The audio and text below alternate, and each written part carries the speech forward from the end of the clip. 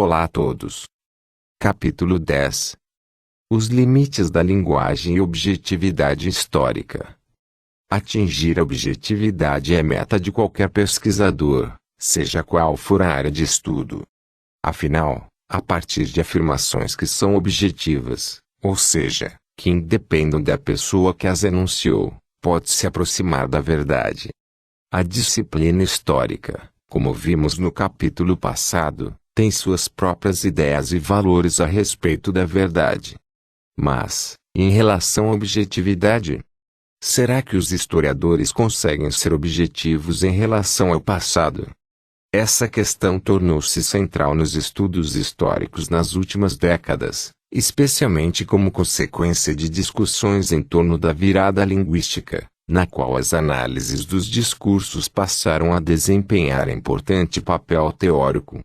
Esse novo protagonismo linguístico, por sua vez, foi resultado da expansão, também nas ciências humanas, das ideias chamadas pós-modernas, que incentivaram um debate sobre as possibilidades e limites do conhecimento humano. A virada linguística. Os estudos linguísticos fazem parte tradicional da pesquisa histórica há séculos. Abandonamos no agora distante capítulo 2 o renascentista Lorenzo Valla, que por meio da análise das mudanças ocorridas na língua latina descobriu, no século XV, que o documento denominado Doação de Constantino era falsificado. Mais recentemente, no século XIX, estudos sobre a Bíblia fundamentavam-se na compreensão do significado preciso das palavras, na busca por contextualizar os sentidos das mensagens religiosas em seus períodos históricos. E em seu famoso Manual para Estudantes de História, os historiadores metódicos Charles Langlois e Charles Segnobus salientavam as dificuldades em se lidar com a linguagem cotidiana, na qual os documentos são escritos, flutuam, cada palavra expressa uma ideia complexa e mal definida, seus significados são múltiplos, relativos e variáveis. A mesma palavra pode significar muitas coisas diferentes, e é utilizada em diferentes sentidos por um mesmo autor, de acordo com o contexto. Finalmente, o significado de uma palavra varia de autor a autor e é modificada no decurso do tempo. Segnobus, 1904, páginas 147. Trata-se de um processo de preocupação que continuou como ferramenta básica de historiadores e historiadores. O famoso estudo de Lucien Febvre sobre Rabelais era, em sua base, uma análise do significado do adjetivo ateu, dentro do contexto histórico rabelaisiano. Escrevendo em 1992, o historiador inglês Lawrence Stone, 1919 a 1999, afirmava que há 40 ou 50 anos atrás, aqueles documentos, nós não chamávamos eles de textos naquela época, eram escritos por seres humanos falíveis que cometem erros, fazem falsas afirmações, e têm sua própria agenda ideológica que guiava sua compilação. Eles deveriam, por isso, ser analisados com cuidado, tomando em consideração as intenções do autor, a natureza do documento, e o contexto em que foi escrito. Apud Evans, 2000, página 81. São preocupações que existem ainda nos dias de hoje e fazem parte da atividade cotidiana com o trabalho histórico, tanto o cuidado com a contextualização dos significados das palavras quanto a consciência de que nenhum texto é um reflexo puro do mundo que procura representar. Entre a realidade, o texto, o autor e nós existe um sem número de filtros que, cada um à sua maneira, distorce diferentemente as mensagens e seus significados. Na segunda metade do século XX, porém, novos entendimentos a respeito das relações entre texto e sociedade, surgidas inicialmente nos estudos linguísticos, influenciaram as ciências humanas, de uma maneira geral, e a história particularmente. Inicialmente com a abordagem estruturalista e, a seguir, com o pós-modernismo e o pós-estruturalismo, os textos passaram a ganhar um lugar de destaque na compreensão das sociedades, até alcançar uma curiosa posição de protagonismo no final daquele século. Construía-se, assim, a chamada virada linguística nas ciências humanas. Acusando a disciplina histórica de ser ingênua em relação aos textos, algo que, secularmente, jamais foi, diferentes filósofos construíram uma crítica às teorias e metodologias históricas. Determinaram, inclusive, que o trabalho de historiadoras e historiadores era, fundamentalmente, uma obra de ficção e que o conhecimento sobre o passado era impossível. Saiba mais.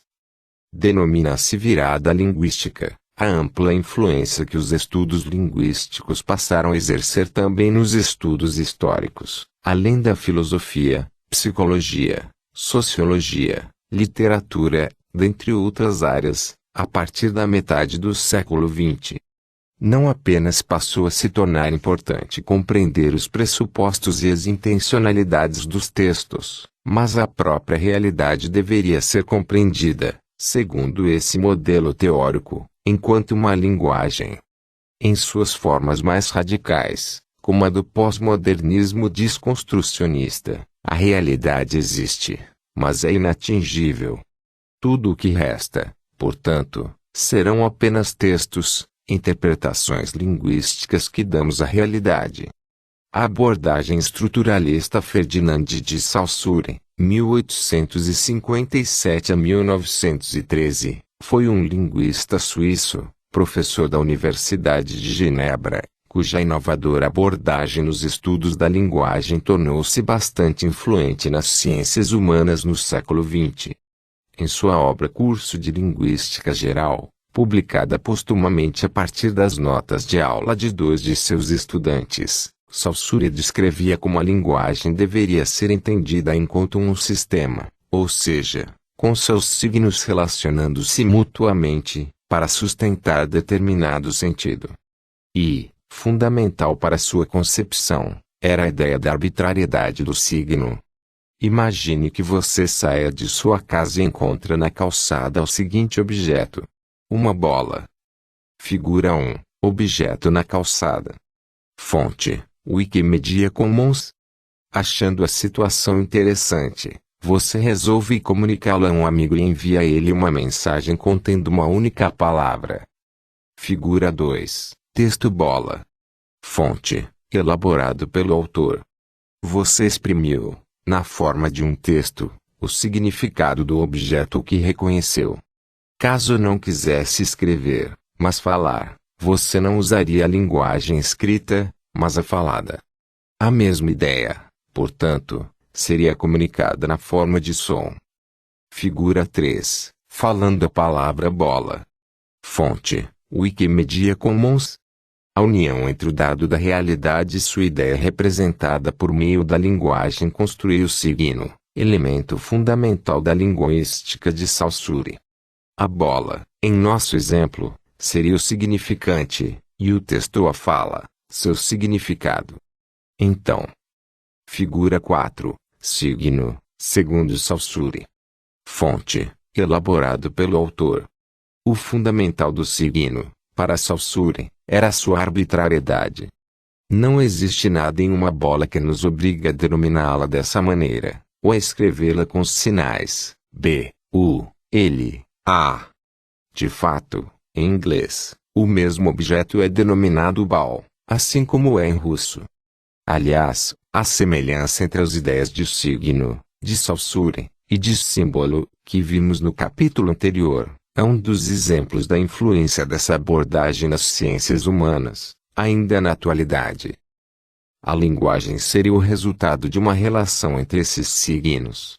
Ou, dizendo de outra forma, seria uma estrutura, um sistema com suas regras, valores e significados próprios, criados arbitrariamente. Os signos só poderiam ser entendidos por meio de suas relações mútuas dentro daquele sistema, ou seja, daquela linguagem específica. Outros pesquisadores, inspirados no modelo de análise de Saussure, importaram o modelo de pensamento estruturalista para suas próprias pesquisas. Um dos mais importantes foi no estudo das culturas humanas, particularmente com os trabalhos do antropólogo belga Claude Lévi-Strauss, 1908 a 2009. Lévi-Strauss foi um dos pesquisadores que participaram da missão francesa que auxiliou a fundação da Universidade de São Paulo, USP, um dos principais desenvolvedores da chamada antropologia estrutural. Assim como Saussure fizera com a linguagem, Lévi-Strauss queria fazer com as sociedades, compreendê-las enquanto estruturas ou sistemas cujas partes, criadas arbitrariamente, só poderiam ser entendidas em contraposição a outros elementos daquela própria estrutura. Seu objetivo ambicioso era o de encontrar a lógica interna às culturas humanas. Um dos exemplos mais conhecidos de sua abordagem é o triângulo culinário. Por exemplo, como é possível saber que a carne está crua e imprópria para consumo? Aprendemos a ver elementos como cor, textura, e mesmo odor, como sinais que podemos caracterizar como próprios de algo que está cru. Porém, dentro da abordagem estruturalista, só é possível identificar quando um alimento está cru se tivermos, mesmo que inconscientemente, a ideia de alimento cozido. Não é possível identificar que um alimento, qualquer que seja ele, esteja cru, se não tivermos como comparar com o que esteja cozido. Perceba como o cru e o cozido formam, aqui, determinado par. O conceito de cru está relacionado ao de cozido, e vice-versa. Formam ambos, portanto, um pequeno sistema. Podemos, ainda, identificar mais uma ideia que é definida pelas anteriores, a de podre. Um alimento podre só pode ser definido em contraposição ao cru e ao cozido, como um terceiro modo do alimento se apresentar. Esse conjunto de ideias foi apresentado por Lévi-Strauss em um diagrama. Figura 5. O triângulo culinário de Lévi-Strauss. Fonte: elaborado pelo autor. As relações entre os vários elementos são compreendidas em um sistema, e as diferentes interpretações podem ser construídas a partir da relação mútua entre eles, dentro de uma análise estruturalista. Assim, Lévi-Strauss explica algumas características de seu triângulo e as maneiras como permitiriam a compreensão das culturas. O defumado e o fervido opõem-se pela natureza do elemento intermediário entre o fogo e o alimento, que é ora o ar, ora a água. O defumado e o assado opõem-se pelo lugar relativo, mais ou menos importante, do elemento ar, e o assado e o fervido pela presença ou ausência da água. A fronteira entre a natureza e a cultura coloca o assado e o defumado ao lado da natureza e o fervido do lado da cultura. Lévi-Strauss, 1979, páginas 175. Note que não se trata apenas de uma classificação dos alimentos, mas uma maneira de compreender estruturalmente as culturas como um todo. De fato, Lévi-Strauss afirmou que seu esquema foi construído de forma a permitir nele integrar todas as características de um determinado sistema culinário. E, mais do que isso, o triângulo seria uma espécie de gabarito, que permitiria associar as maneiras de uma sociedade lidar com seus alimentos a outros contrastes, de natureza sociológica, econômica, estética ou religiosa. A cozinha de uma determinada cultura seria, assim, um grande signo ligado a outros, como parentesco, sociedade e economia. As culturas como um todo formariam uma ampla estrutura. Saiba mais. Dá-se o nome de estruturalismo a um conjunto de ideias influente em disciplinas como sociologia, antropologia, psicologia, linguística, entre outras. Sua característica essencial era a de procurar compreender as estruturas que organizavam as culturas humanas, bem como suas formas de compreender a realidade.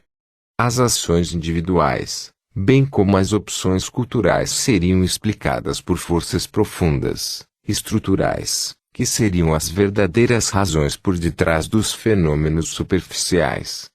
Ainda que a história tenha sido influenciada pelo estruturalismo, não teve muito sucesso a construção de uma historiografia propriamente estruturalista.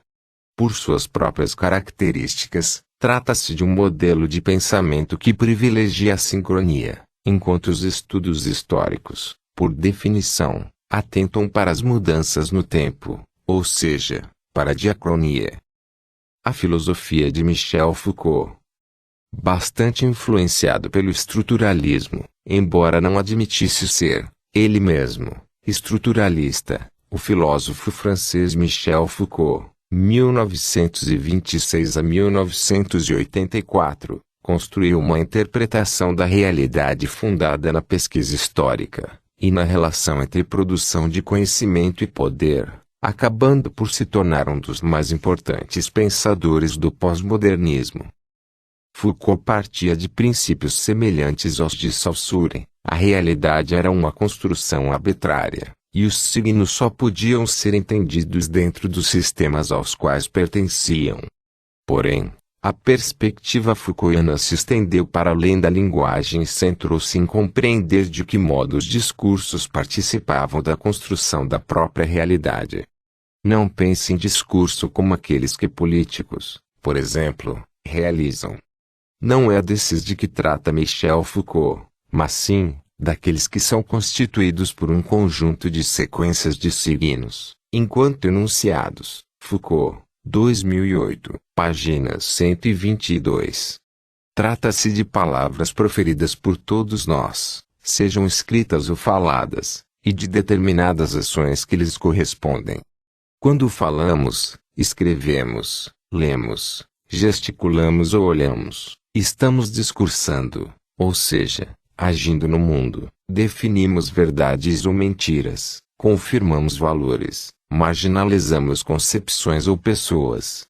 Da mesma forma que, para Saussure, a linguagem não era uma janela para o mundo, também em Foucault, os discursos não são representações ou reflexos da realidade. Enquanto os sistemas têm sua lógica própria e, mais do que isso, participam da própria construção do mundo. Os discursos produzem uma determinada ordenação. Um dos exemplos mais conhecidos da análise Foucaultiana trata da constituição médica da loucura. Segundo Foucault, a partir do século XVII, na Europa, seguindo-se uma valorização da racionalidade, desenvolveu-se uma aversão à figura do louco, que passou a ser visto como socialmente perigoso e, por isso, confinado em instituições específicas, os hospícios. Assim como não existe o cru sem existir o cozido, também não existiria uma ideia de louco se não houvesse, como comparação, uma ideia do não louco, ou seja, do que é ser uma pessoa sã, ou racional.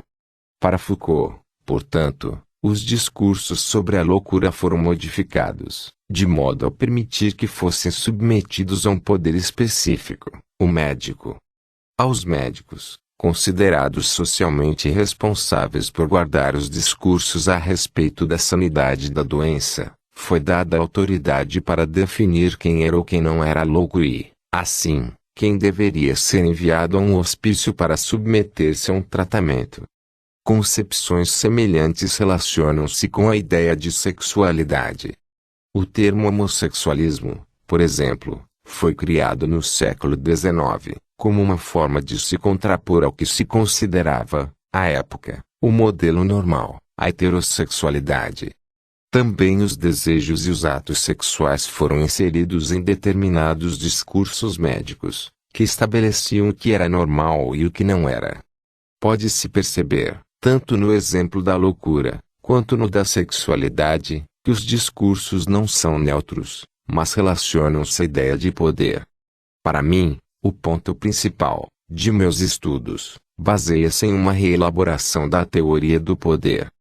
Entre cada ponto de um corpo social, entre um homem e uma mulher, entre os membros da família, entre um mestre e seu pupilo, entre cada um que sabe e cada um que não sabe, existem relações de poder. Foucault, 1980, página 187. Com Foucault, portanto, os discursos tornam-se construções sociais humanas e criam relações de poder entre os indivíduos. Também arbitrários e só podendo ser compreendidos dentro de seu próprio sistema, e não por comparação com a realidade, Esses discursos possuiriam, para Foucault, uma força de coerção e organização sociais. Ser qualificado como pervertido pela medicina, como marginal pela polícia ou pecador pela religião, são rótulos discursivos, mas que exercem real influência social. Uma das características dos trabalhos de Foucault é que suas análises se fundamentam, profundamente, nos estudos históricos. E não era raro que ele se utilizasse de fontes primárias para desenvolver o seu raciocínio. Porém, ainda que seu pensamento seja filosoficamente relevante ainda nos dias de hoje, suas análises possuem erros históricos factuais que, por vezes, comprometem a validade de suas conclusões. O pós-modernismo. O termo pós-modernismo, bem como algumas de suas ideias iniciais, surgiu com o filósofo francês Jean-François Lyotard, 1924 a 1998, em sua obra Condição Pós-Moderna 2000, publicada originalmente em 1979. Segundo Lyotard, o mundo ocidental estaria vivendo uma crise das grandes narrativas, ou seja, dos modelos explicativos da realidade que eram, até então, dominantes, como o marxismo, a ideia de progresso, ou a crença na razão e na ciência. Para os pós-modernos, os valores sociais sobre os quais vivemos e tudo o que consideramos como verdade, inclusive a científica, seriam resultado de forças sociais e de construções históricas. Não passariam de estruturas arbitrárias, definidas ao longo do tempo e relacionadas a determinados projetos de poder. A própria verdade seria uma invenção histórica, sustentada socialmente. Assim, para a filosofia pós-moderna não existiria nada, dentro da realidade, que garantisse que nossas ideias sobre o mundo fossem mais verdadeiras ou corretas do que quaisquer outras. Essas concepções levam a uma valorização do relativismo. É importante reparar como essas afirmações possuem algumas semelhanças às de Saussure, que afirmava que a linguagem não deveria ser entendida ligando-a à realidade, mas enquanto um sistema em si, e de Foucault, que enfatizava o papel da construção dos discursos na definição da realidade. Os pós-modernos, porém, ampliam e aprofundam essas concepções, construindo uma forma de pensamento caracterizada pelo ceticismo. Para o pós-modernismo, a realidade não pode ser acessada diretamente por nossos sentidos. Por isso que suas filosofias centram-se nas análises dos discursos, porque acreditavam que é a linguagem que constrói o mundo. Uma linguagem que seria arbitrária e cultural, o que geraria também realidades arbitrárias para diferentes culturas. Em 1978, o professor de literatura naturalizado estadunidense Burnside, 1935 a 2003, publicou o livro Orientalismo, que se tornou importante referência para os estudos pós-modernos. Nele, Said argumentou que o Oriente seria uma invenção do Ocidente, especialmente as pinturas e a literatura ocidentais teriam construído a imagem de terras orientais distantes que seriam sensuais, exóticas, misteriosas. As concepções partiriam do pressuposto que o Ocidente seria superior ao Oriente e, com isso, legitimavam-se as ações imperialistas. Figura 6. Nessa pintura do francês Jean-Léon Gérôme, datada de 1880, aparece retratado um encantador de serpentes, atuando em alguma parte do Oriente.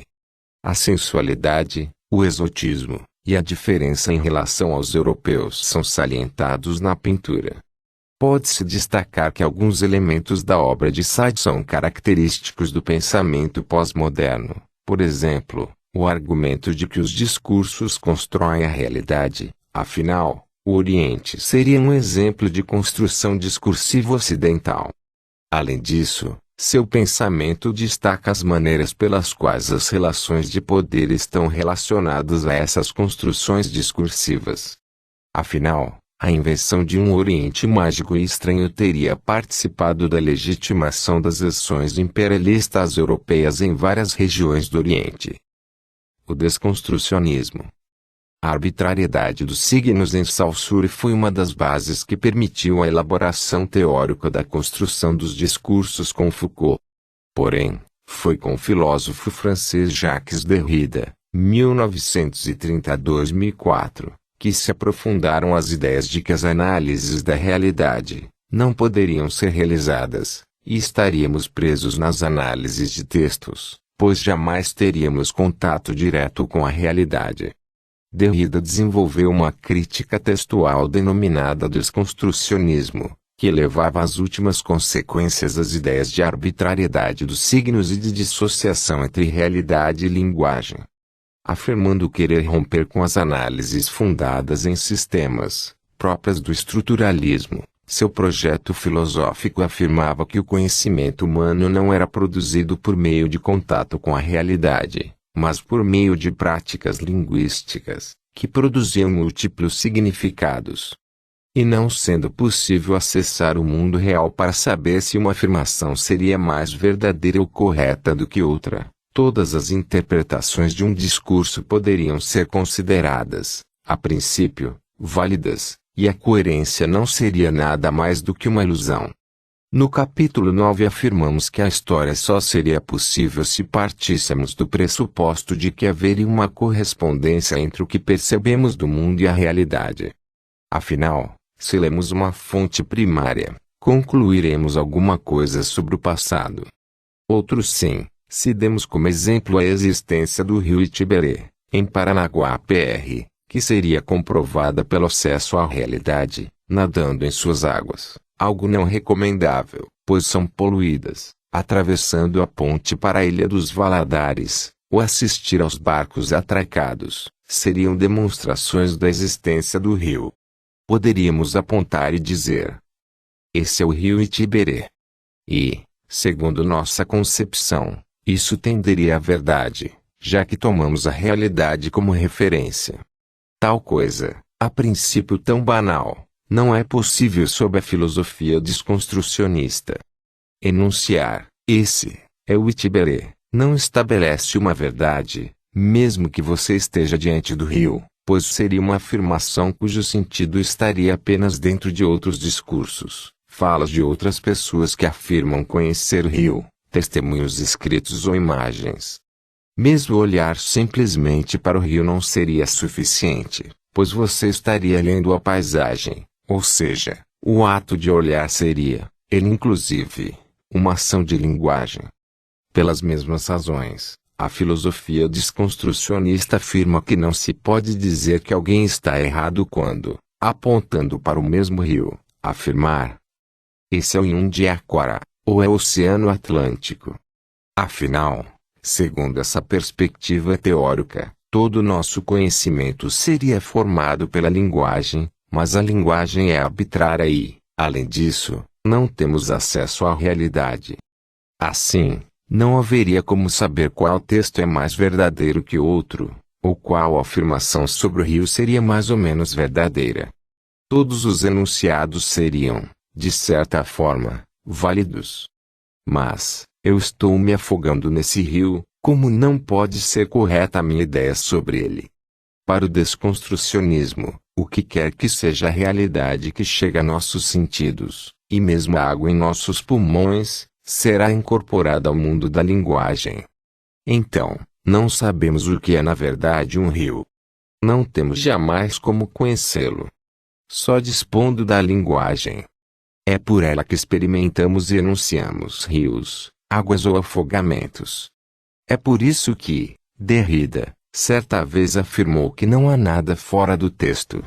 Afinal, sem acesso à realidade restaria, apenas, a linguagem. A prática do desconstrucionismo é realizada, sobretudo, em textos.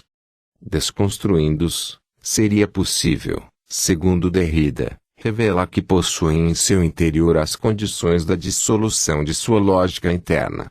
Por meio dessa abordagem, seria possível demonstrar como um artigo, uma monografia, um discurso, por exemplo, poderiam afirmar o oposto do que desejavam inicialmente. As intenções de poder, os preconceitos, as concepções tidas como imutáveis e os pressupostos de verdade que sustentariam uma argumentação seriam revelados. Saiba mais. Por afirmar superar o pensamento estruturalista, o desconstrucionismo é denominado de uma filosofia pós-estruturalista. Ela se caracteriza, sobretudo, por defender que os sentidos textuais não são fixos, que não se pode afirmar a existência de qualquer verdade definitiva sobre os textos, e que não há que se falar em intenções do autor. O leitor construirá as próprias interpretações a partir de seus referenciais, e não se pode afirmar que sua análise esteja mais certa ou errada que qualquer outra. É por isso que o desconstrucionismo, como o pós-modernismo, de uma maneira geral, é relativista. As verdades são relativas aos indivíduos, e não se é possível considerar que uma posição seja mais correta ou verdadeira do que outra. Se você está olhando com desconfiança, e imaginando que isso tudo não faz muito sentido, saiba que está em ótima companhia. São muitos os pensadores que não veem no desconstrucionismo uma verdadeira filosofia, mas uma pseudofilosofia, ou seja, uma falsa filosofia. Em 1992, por exemplo, um conjunto de filósofos de diferentes países enviou uma carta de protesto à Universidade de Cambridge, na Inglaterra, que pretendia conceder um doutorado honorário a Derrida. Segundo aqueles pensadores, aos olhos de filósofos, e certamente entre aqueles trabalhando nos principais departamentos de filosofia em todo o mundo, o trabalho do Sr. Derrida não atinge os padrões aceitos de claridade e rigor. Smith, 1992. De fato, uma das características de Derrida é o caráter obscuro de sua linguagem. Sob o argumento de que a dificuldade de seus textos serviria para manter a complexidade de seu raciocínio, Derrida produziu argumentos de maneira propositalmente nebulosa e apresentou seus conceitos de forma imprecisa, o que tornava difícil compreender quais eram, exatamente, as ideias que defendia. Por exemplo. Contudo, ainda que a psicanálise não alcançasse a transcendentalidade, sob rasura, do arquirrastro, ainda que ela se conservasse uma ciência mundana, sua generalidade teria um sentido acôntico com respeito da toda ciência regional. Estes investimentos não retêm apenas uma opacidade na idealidade do objeto, eles permitem uma liberação desta realidade, dão esta força sem a qual uma objetividade em geral não seria possível. Derrida, 1973, página 110 a 111.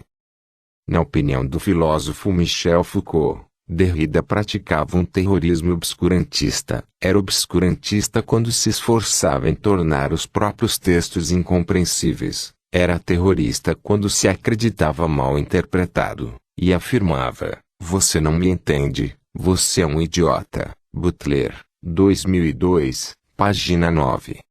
Ainda assim, o pensamento desconstrucionista influenciou os estudos históricos, ao menos por meio de debates teóricos. E, depois de tanto falarmos de linguistas, antropólogos e filósofos neste capítulo, chegamos finalmente aos historiadores, ou quase. Desconstrucionismo e história. Princípios da filosofia pós-moderna foram importados para a história, a partir dos anos de 1970. A crença na separação entre realidade e linguagem, a defesa de uma arbitrariedade entre realidade e os signos, que a descreveriam, e a impossibilidade de se alcançar enunciados verdadeiros, sobre o mundo acabaram por construir uma crítica tanto aos métodos históricos, quanto à própria existência da história enquanto disciplina capaz de produzir conhecimento. O principal defensor e difusor desse modelo de interpretação foi o estadunidense Aidan White, nascido em 1928, autor do livro Meta-História, lançado originalmente em 1973. Nessa obra, White defendia que a história deveria ser tratada como uma forma de literatura, que as estratégias narrativas utilizadas nos textos históricos eram inevitavelmente marcadas pela ideologia dos historiadores e que, apesar de suas intenções, a historiografia não escapava aos modelos linguísticos da literatura ocidental. Seria impossível, portanto, a construção de qualquer conhecimento histórico que fosse objetivo. Por conclusão, a história não poderia ter pretensões científicas, mesmo considerando-se seu rigor metodológico, e deveria ser tratada como uma forma de ficção. Há, em geral, uma relutância em considerar as narrativas históricas como elas manifestamente são, ficções verbais, cujos conteúdos são tão inventados quanto encontrados e as formas pelas quais têm mais em comum com suas contrapartes em literatura do que têm com as das ciências. White, 1978, página 82. Ficções verbais. Seria uma ficção porque não haveria como, a partir dos próprios documentos históricos, afirmar como seria a realidade do passado. Assim, fazer qualquer enunciado sobre o que ocorreu seria uma invenção de historiadoras e historiadores. Uma invenção verbal, aliás, porque estaria restrita à linguagem, que determina o que historiadoras e os historiadores podem dizer. Em qualquer campo de estudo ainda não reduzido, ou elevado, ao estatuto de ciência genuína, o pensamento se mantém cativo do modo linguístico pelo qual busca capturar as características dos objetos que habitam seu campo de percepção. White, 1975.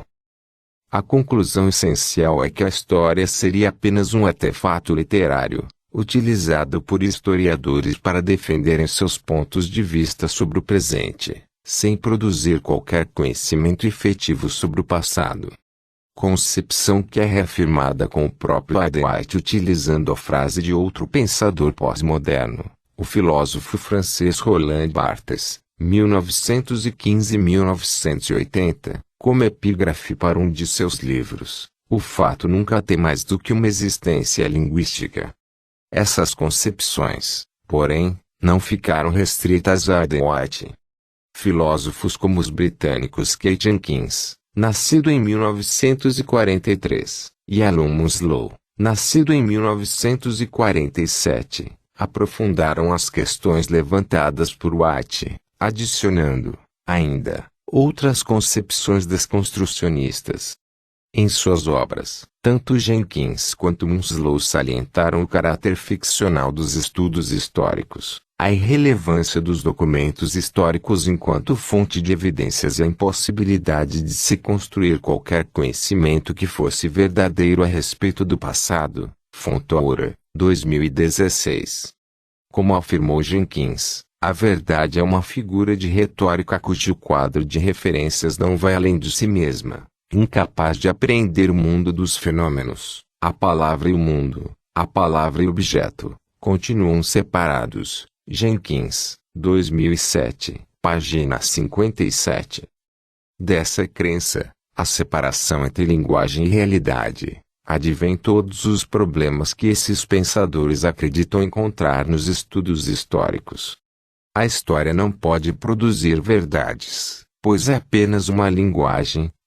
A história, enquanto conhecimento, não é passível de ser descoberta, mas sim é produzida e pela linguagem, como um texto. Então, não é possível haver realidade isenta da pressuposição ou da formatação interpretativa dos historiadores. Munslow, 2009, página 43.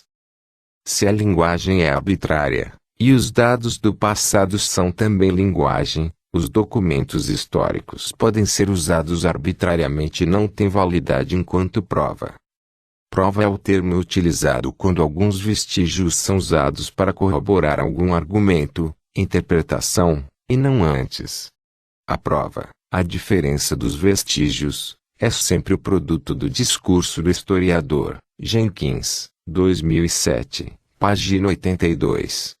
Se não existe a verdade, e se os documentos podem ser utilizados da forma que os historiadores desejarem, conclui-se que diferentes interpretações sobre fatos serão igualmente válidas, mesmo que sejam contraditórias entre si.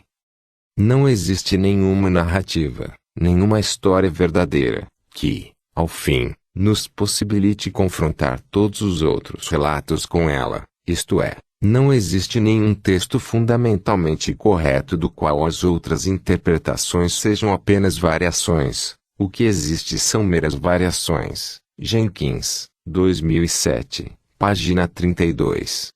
Se estamos presos na linguagem, e toda a linguagem é tendenciosa, então historiadoras e historiadores são também tendenciosos.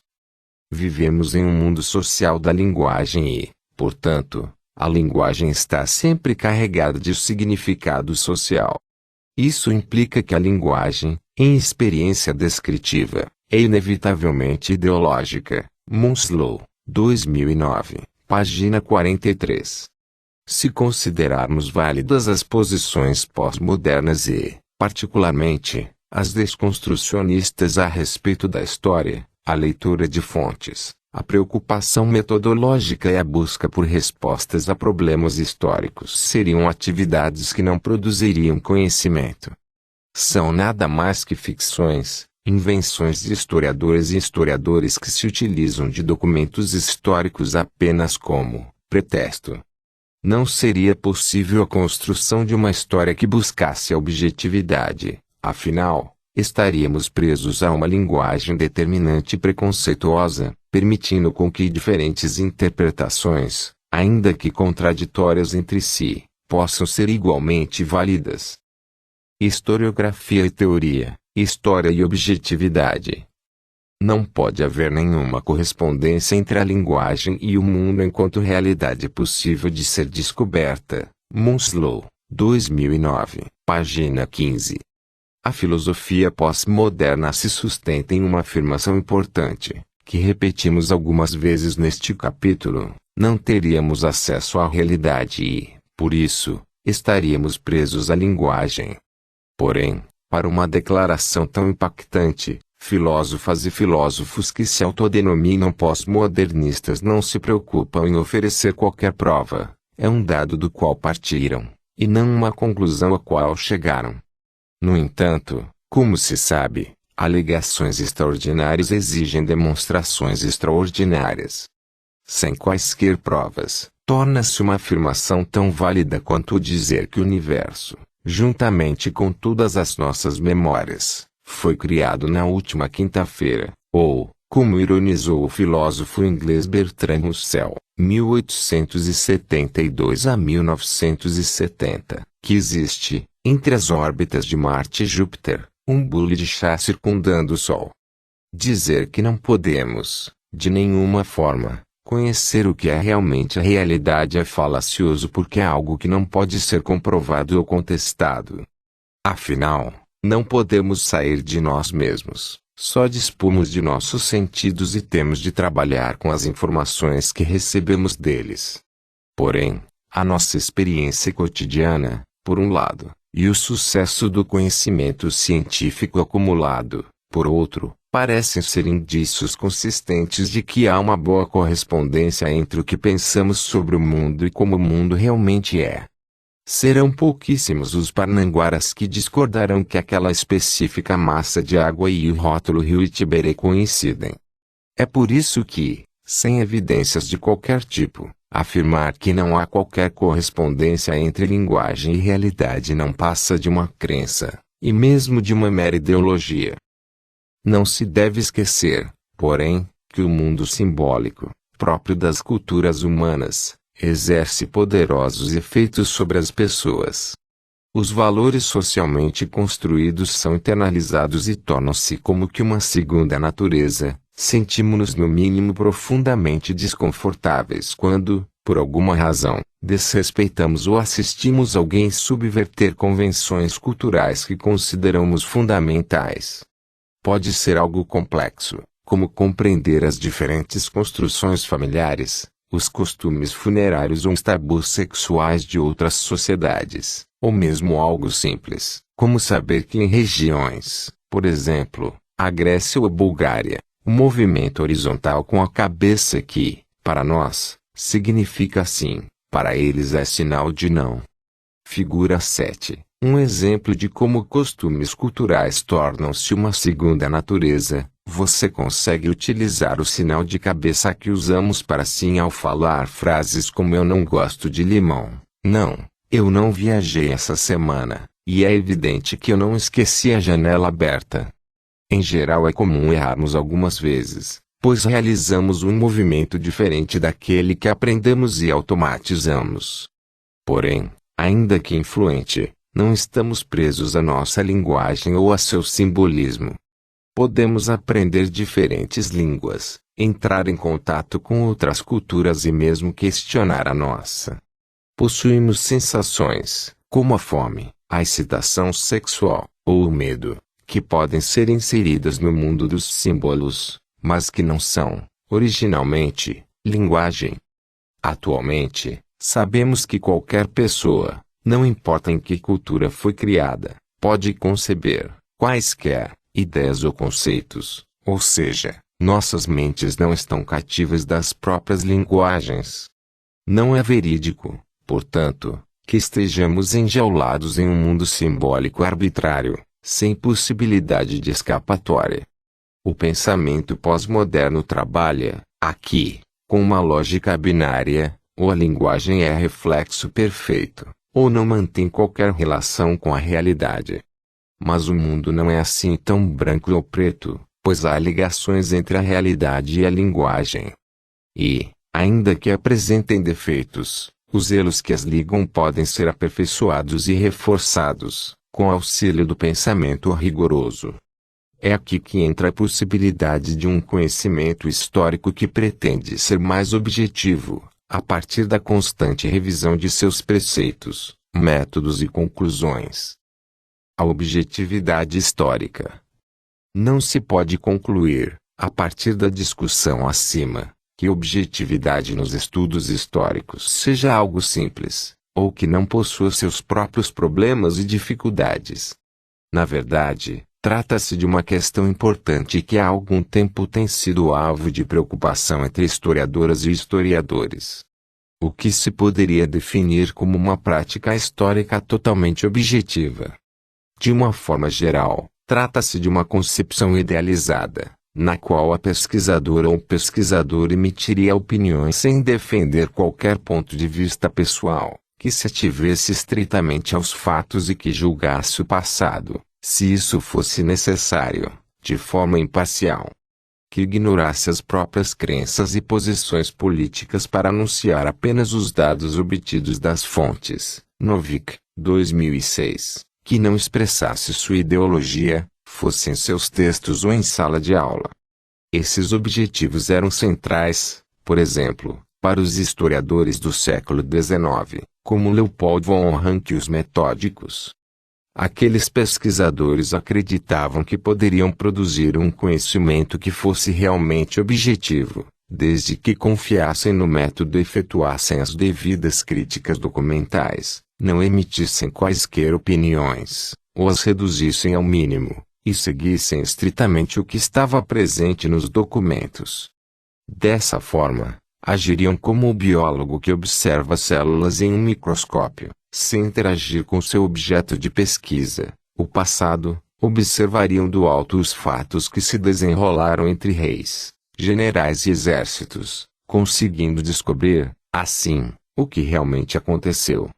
Crendo na própria objetividade absoluta, o historiador francês Fustel de Coulanges, 1830-1889, certa vez afirmou a uma plateia que o ovacionava ao final de uma apresentação: "Não me aplaudam. Não sou eu quem fala a vocês, mas a história que fala através de minha boca." Monod, 1895, páginas 138. Ao mesmo tempo, aqueles mesmos historiadores tinham dificuldade em seguir os próprios preceitos. Ranke, à medida que envelhecia, tornava-se cada vez menos rankiano em seu rigor metodológico, e podemos lembrar como os historiadores do IHGB, a despeito de insistirem na busca pela verdade, produziam textos que tinham como objetivo explícito legitimar o governo imperial e estimular o nacionalismo. Já historiadores europeus, escrevendo em época próxima à Primeira Guerra Mundial, defendiam a objetividade ao mesmo tempo em que construíam explicações históricas em que justificavam os interesses e objetivos de seus próprios países no conflito. Já a partir do início do século XX ficava claro que aquele ideal de objetividade científica, próprio do século anterior, era inatingível e irreal. Os historiadores não estavam, até aquele momento, sendo objetivos, mas apenas ignorando, conscientemente ou não, a influência que exerciam nos estudos históricos. Sua suposta objetividade não era resultado de qualquer método, mas apenas uma crença. A consciência dos limites da própria objetividade não foi percebida de uma única vez, mas construída aos poucos, por historiadoras e historiadores que refletiram sobre o próprio fazer histórico. Gradualmente ficou claro que a pesquisa em história não era realizada em um mundo à parte, mas sob condições bastante claras, estava ligada a certas instituições educacionais, com seus objetivos e regras. Tratava-se de trabalhos realizados em parceria com outras historiadoras e historiadores, que limitavam e controlavam o que se poderia escrever e pesquisar, sofria interferências de problemas políticos, econômicos e sociais do próprio tempo em que viviam. E, além de tudo isso, ficou claro que historiadores e historiadores não são os observadores isentos do passado, mas carregam, para as análises e as fontes, as próprias crenças e visões de mundo. Suas preferências influenciam, por exemplo, na escolha de seus temas, na seleção das fontes, na elaboração de questões a serem resolvidas. Além disso, não podem sair do próprio tempo e olhar os eventos do passado como se não fossem, eles mesmos, influenciados pelo que ocorreu nos últimos anos, e também por causa da influência pós-moderna. A consciência de que a objetividade ideal não poderia ser atingida levou a abusos. Tanto em pesquisas acadêmicas quanto em materiais didáticos, historiadores e historiadores interpretaram que a impossibilidade de ser imparcial significava o mesmo que uma autorização para a parcialidade. Não é possível sermos objetivos. Sejamos tendenciosos, justificaram, assim, a tomada explícita de posições políticas, de diversas ordens, disfarçadas de estudos históricos. A busca pela imparcialidade foi inclusive, em alguns casos, lida como ingenuidade ou falta de senso crítico. O historiador inglês Edward K. 1892 a 1982, resumiu bem os dois extremos desse problema da objetividade em história. Ao examinarmos a relação do historiador com os fatos da história, encontramo-nos, portanto, numa situação aparentemente precária, navegando cuidadosamente entre Sila, de um lado, uma insustentável teoria da história como sendo uma compilação objetiva de fatos, de inqualificável primado, do fato sobre a interpretação e, de outro lado, Caríbides, uma igualmente insustentável teoria da história como um produto subjetivo da mente do historiador, que estabelece os fatos da história e domina-os através do processo de interpretação. K. 1996, páginas 53. Mas, enfim, a objetividade em história é ou não possível? Ela é possível, embora de uma forma limitada. Pois, assim como a verdade, também a objetividade é restrita e não pode ser atingida de uma forma absoluta. Afinal, não existe a objetividade histórica, mas níveis de um trabalho objetivo. Trata-se de um ideal, portanto, que deve ser perseguido teórica e metodologicamente, seguindo-se uma série de ações e princípios. Historiadores e historiadores devem estar conscientes de suas funções. Refere-se, em primeiro lugar, a reconhecer os limites dos pesquisadores, de quem parte a escolha dos temas a serem pesquisados e os problemas a serem resolvidos. Mantendo-se a consciência da necessidade da imparcialidade, é possível minimizar as decisões subjetivas no trabalho histórico. Deve-se ter clareza na definição dos conceitos, para evitar que, À medida que a pesquisa avance, sejam utilizados diferentes significados para os mesmos termos. Se o conceito de etnia é fundamental em uma pesquisa, deve-se deixar claro seu significado e suas características, e sua utilização deve ser coerente em todo o texto. Deve-se sempre trabalhar com hipóteses, isto é, com respostas provisórias às questões que respondem às perguntas.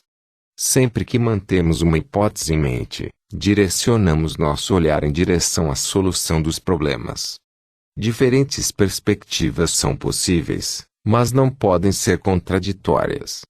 Ao contrário do relativismo pós-moderno, que afirma a validade de opiniões conflitantes, não se pode considerar como verdadeiras duas afirmações que são opostas. Mas isso não significa que se devam ignorar perspectivas. Napoleão poderá ter uma ideia da Batalha de Waterloo bastante diferente da de um de seus soldados. Deve-se submeter o trabalho aos pares, ou seja, a outros profissionais de história que auxiliarão na correção das informações. Para alunos, quem faz essa análise pode ser o professor. Para um doutorando serão os membros da banca de defesa. Para quem quer publicar um artigo acadêmico serão outros pesquisadores. A avaliação crítica tem também como objetivo garantir a adoção de uma perspectiva menos tendenciosa possível. Da teoria prática. Tópicos particularmente controversos exigem atenção especial para historiadores e historiadores que buscam utilizar o passado para descobrir informações sobre o presente, e não lançar, em outras épocas, as suas próprias verdades. A seguir são listados alguns temas, dos quais você deverá selecionar apenas um. Procure escrever um parágrafo descrevendo que práticas teóricas e metodológicas poderiam ser tomadas para que minimizasse a sua parcialidade em relação a esses temas. Caso você não conheça detalhes dos assuntos sugeridos, pesquise sobre eles. Lembre-se de um ponto importante que destacamos durante todo este livro: uma pesquisa sempre começa por uma pergunta. Lembre-se, portanto, de formulá-la. O impeachment, em 2016, da presidente Dilma Rousseff e as discussões se o processo foi, ou não, um golpe. O julgamento do nazista Adolf Eichmann, responsável pela logística de deportação de judeus aos campos de extermínio, pelos israelenses e sua execução. O fundamentalismo religioso no século XX e o terrorismo internacional nos territórios europeu e estadunidense. Diferenças sociais no Brasil, a instituição da política de cotas nas universidades e o racismo. A repressão política durante o regime militar, 1964 a 1985, e o papel da tortura no combate aos chamados subversivos. Síntese. Influenciadas pelas concepções de Ferdinand de Saussure sobre a arbitrariedade do signo linguístico, construiu-se, especialmente na segunda metade do século XX, determinadas ideias chamadas de pós-modernas, caracterizadas pelo ceticismo a valores considerados importantes para o Ocidente, como a razão e a ciência. Seus defensores argumentam que a realidade não pode ser efetivamente conhecida, e que, por essa razão, estaríamos limitados à linguagem, com toda sua imperfeição, preconceitos e heranças por disputas de poder. Em relação aos estudos históricos, o pós-modernismo defende a impossibilidade do conhecimento sobre o passado e a inutilidade do uso de fontes primárias enquanto prova. São, porém, afirmações que carecem de evidências. Por isso, a objetividade em história é possível de ser almejada, ainda que de maneira limitada, seguindo-se preceitos teóricos e metodológicos específicos. Obrigado por assistir, e até o próximo.